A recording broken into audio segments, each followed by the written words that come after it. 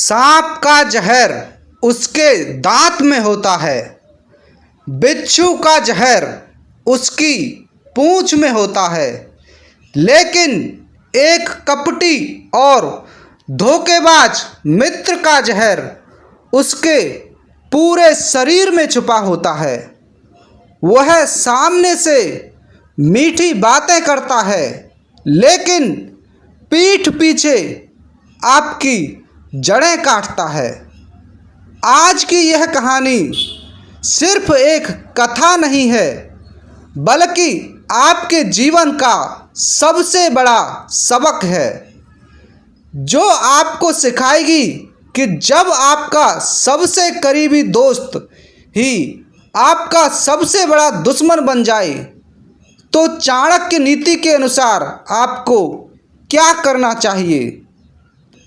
आचार्य चाणक्य ने अपनी नीति के अध्याय 2 में एक कड़वा सत्य कहा है, जानाति विश्वास कह, यानी इस संसार में सबसे खतरनाक हथियार लोहा नहीं बल्कि किसी का भरोसा है।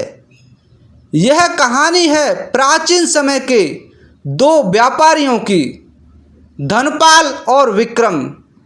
धनपाल स्वभाव से अत्यंत सीधा, ईमानदार और भगवान पर भरोसा रखने वाला व्यक्ति था।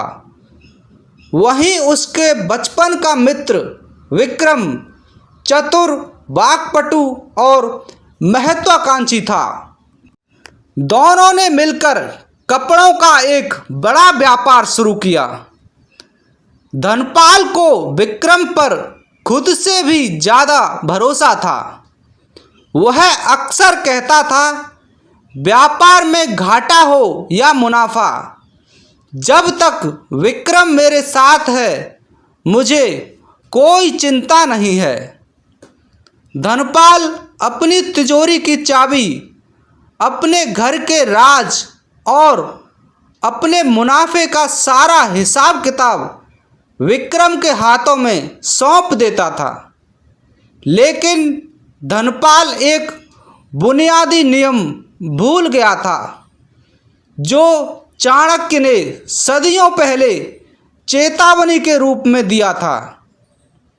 न विश्वसेद कुमित्रे च मित्रे चापि न विश्वसेत, अर्थात बुरे मित्र पर तो कभी भरोसा न करें, लेकिन अच्छे मित्र पर भी अंधा विश्वास न करें, क्योंकि भविष्य में यदि वह नाराज हुआ तो आपके सारे राज खोल देगा। जैसे जैसे व्यापार बढ़ा, धनपाल की साख और संपत्ति दोनों दोगुनी हो गईं। लेकिन इस तरक्की को देखकर विक्रम के मन में लालच का कीड़ा कुलबुलाने लगा। उसने सोचा, मेहनत हम दोनों करते हैं, लेकिन बाजार में नाम सिर्फ धनपाल का होता है। अगर धनपाल मेरे रास्ते से हट जाए तो यह पूरा साम्राज्य, यह आलीशान कोठी और सारा धन सिर्फ मेरा हो जाएगा। विक्रम ने बेहद ठंडे दिमाग से एक खौफनाक साजिश रची। उसने धीरे धीरे व्यापार के गुप्त दस्तावेज और बही खाते बदले। उसने राजा के कर अधिकारियों को झूठी सूचनाएं दी और धनपाल के जाली हस्ताक्षर करके यह साबित कर दिया कि धनपाल राज्य के खिलाफ गद्दारी कर रहा है और भारी मात्रा में कर चोरी कर रहा है। एक सुबह जब धनपाल सोकर उठा तो राजा के सैनिक उसके दरवाजे पर खड़े थे। धनपाल हैरान रह गया। उसने गिड़गिड़ाते हुए विक्रम की तरफ देखा और कहा, विक्रम भाई देखो ये क्या हो रहा है, इन्हें समझाओ, मैं निर्दोष हूँ। लेकिन विक्रम ने उस वक्त अपने चेहरे पर झूठे आंसू लाए और कहा, धनपाल तुमने इतना बड़ा धोखा किया। मुझे नहीं पता था कि तुम राज्य के कर की चोरी की हो। मैं कानून के खिलाफ नहीं जा सकता।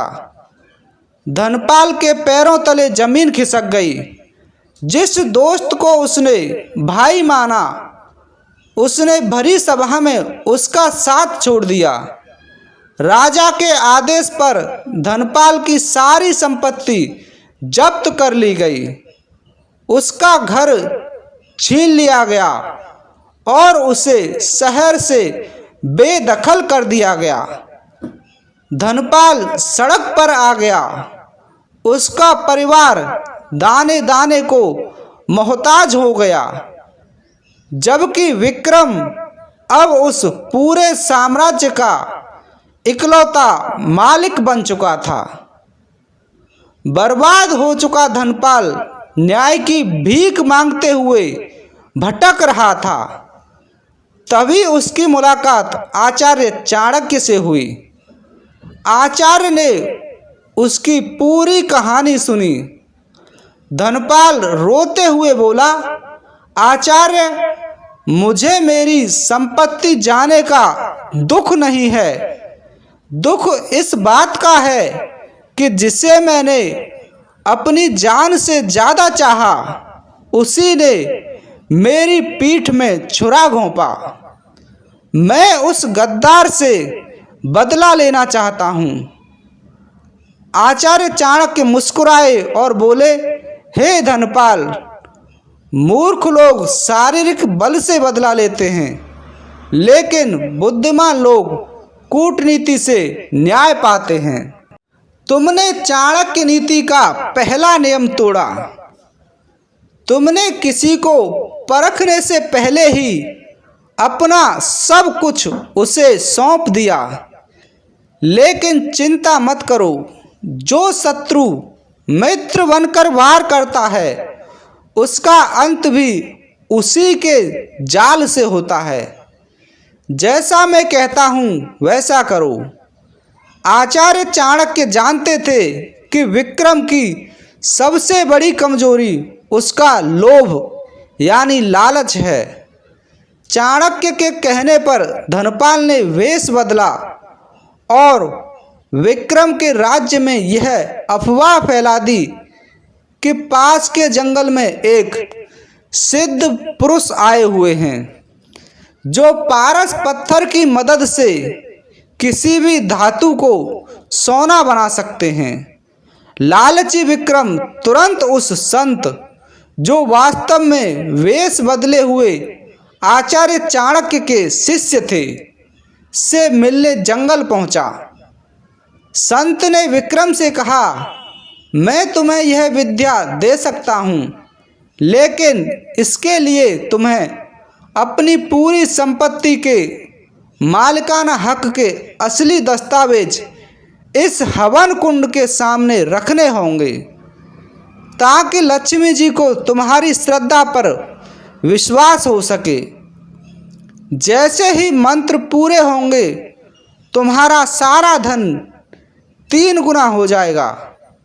विक्रम पूरी तरह अंधा हो चुका था। उसने बिना सोचे समझे अपने साम्राज्य, तिजोरी और जमीनों के सारे असली कागजात लाकर वहां रख दिए। जैसे ही उसने कागजात रखे, चाणक्य के इशारे पर वहां राजा के सैनिक और स्वयं महाराज प्रकट हो गए। दरअसल चाणक्य ने सब पहले ही राजा को विक्रम की कर चोरी और जाली हस्ताक्षरों के सारे असली सबूत सौंप दिए थे, जिन्हें चाणक्य के शिष्यों ने विक्रम के ही दफ्तर से चुराया था। राजा के सामने विक्रम रंगे हाथों पकड़ा गया। उसने भागने की कोशिश की, लेकिन सैनिकों ने उसे दबोच लिया। विक्रम को आजीवन कारावास की सजा हुई और धनपाल को उसका खोया हुआ सम्मान और संपत्ति वापस मिल गई। कहानी के अंत में आचार्य चाणक्य ने धनपाल को बुलाकर 3 ऐसी बात कही जो आज के समय में हर इंसान को अपने दिल और दिमाग में बिठा लेनी चाहिए। नंबर 1, दुष्ट की मित्रता पर कभी भरोसा ना करें। जैसे एक कोयला गर्म होने पर हाथ जला देता है और ठंडा होने पर हाथ काला कर देता है, वैसे ही दुष्ट व्यक्ति चाहे आपसे प्यार करे या नफरत, वह दोनों ही स्थितियों में आपको नुकसान पहुंचाएगा। नंबर 2, रहस्य हमेशा गुप्त रखें। अपनी कमजोरी, अपनी ताकत, अपने धन का राज कभी भी अपने सबसे अच्छे दोस्त को भी ना बताएं, क्योंकि वक्त बदलने पर दोस्ती दुश्मनी में बदल सकती है। नंबर 3, संकट में रोए नहीं, रणनीति बनाएं। जब कोई अपना आपको धोखा दे तो अवसाद, डिप्रेशन में जाने के बजाय शांत हो जाएं और अपनी कूटनीति से दोबारा खड़े हों।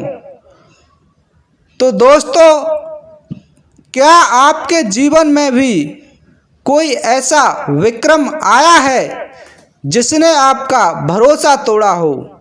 नीचे कमेंट्स में ज़रूर बताएं। अगर इस कहानी से कोई सीख मिली हो तो कृपया वीडियो को लाइक और चैनल को सब्सक्राइब करें।